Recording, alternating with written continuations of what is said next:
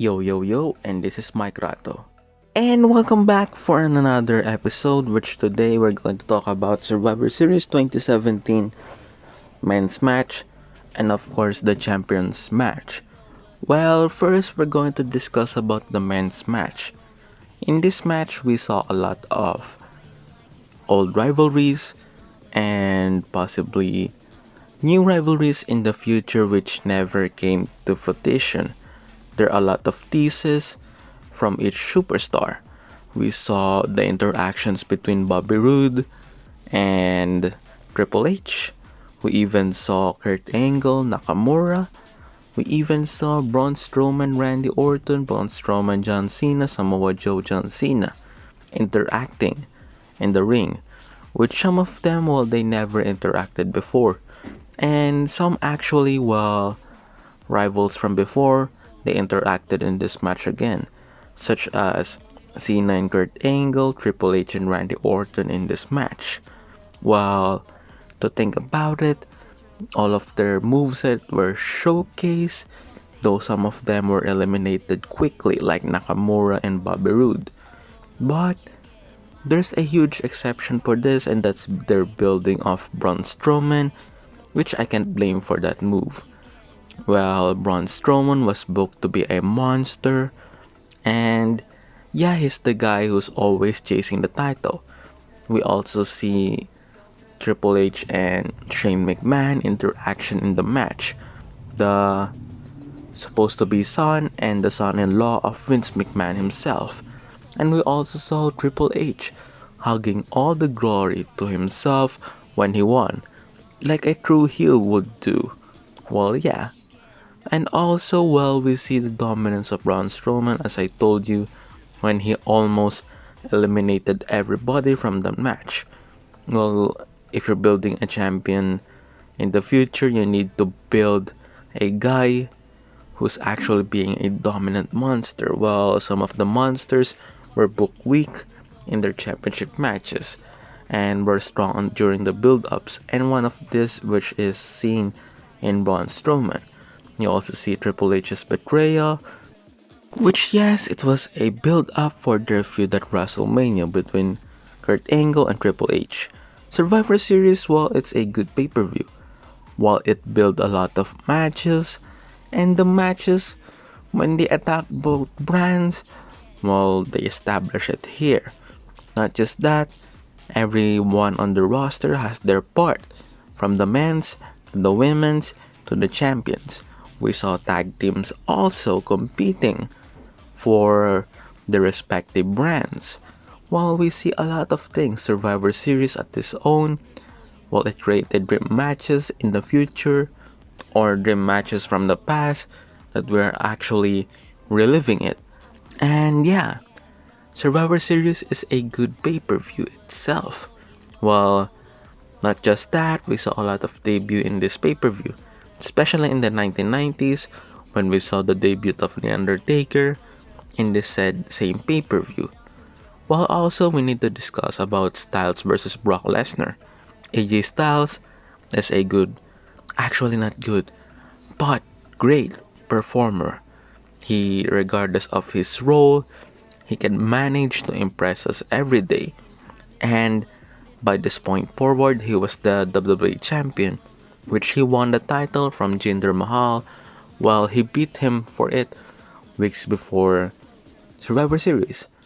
Which, yeah, thanks AJ Styles for actually defeating Jinder Mahal in Starlight. The match itself, well, it was built on strength versus speed.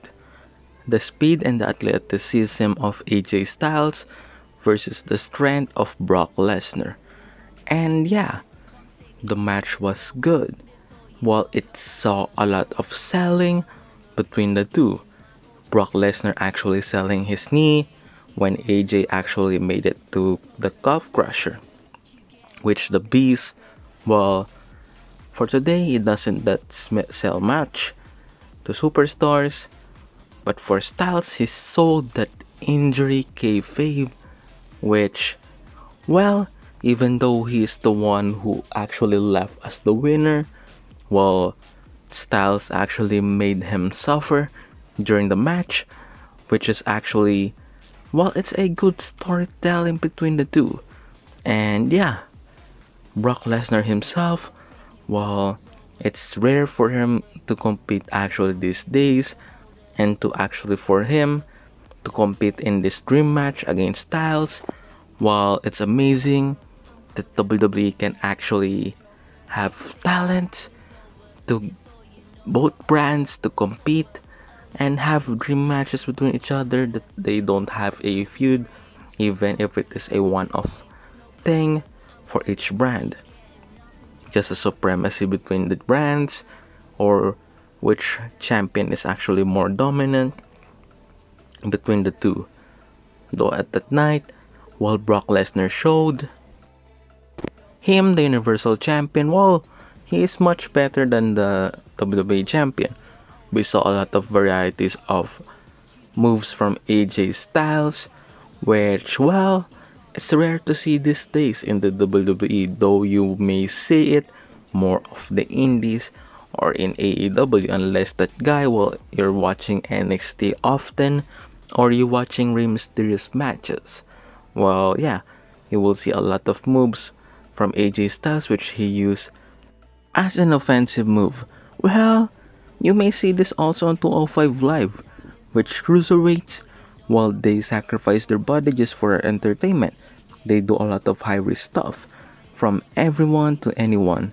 Well, except for this match, you will see also the women's match, the men's elimination match, and even the tag team match, which, well, the brand of supremacy and the fight between the brands that actually establish who was the eventual winner. While in this match, also in the men's, while part-timers such as John Cena, Shane McMahon, and Triple H return just for a match that actually, well, they helped their brand to actually win the match. But unfortunately for Team Smackdown, while Team Raw win, well, because of the monster among men. And of course, while the promo leading to each matches, which a lot of superstars attacking the respective brands from the Raw and SmackDown brands, which they actually was led by their team captain. While it actually also has the trust of Kurt Angle versus Shane McMahon, and Shane McMahon actually being competitive in the build up to it, which actually Kurt Angle retaliates. Well, because, well, yeah, well, Kurt Angle, well, he was disrespected by Shane McMahon in storyline, and they need to build off of it.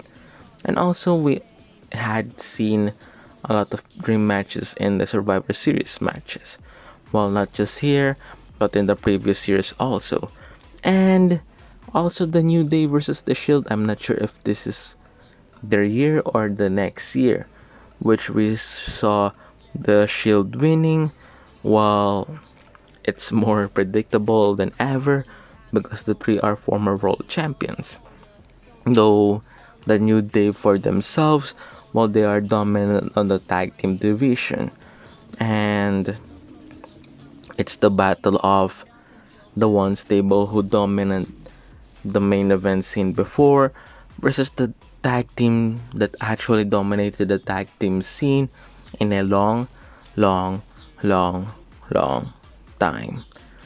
And this is also, well, that's it for my cover for the Survivors 2017 match for Raw vs. SmackDown. Well, I hope you all like it. I hope my viewers like it. And for today, we're going to also discuss about the analytics of my channel, which saw a lot of people that aren't subscribing before. Well, I want you to all subscribe for my channel for us to actually build off on it and to create more buzz in the future. We can create a lot of more content and a lot more happy things and a lot of more wrestling topics that we can discuss in each day and each night.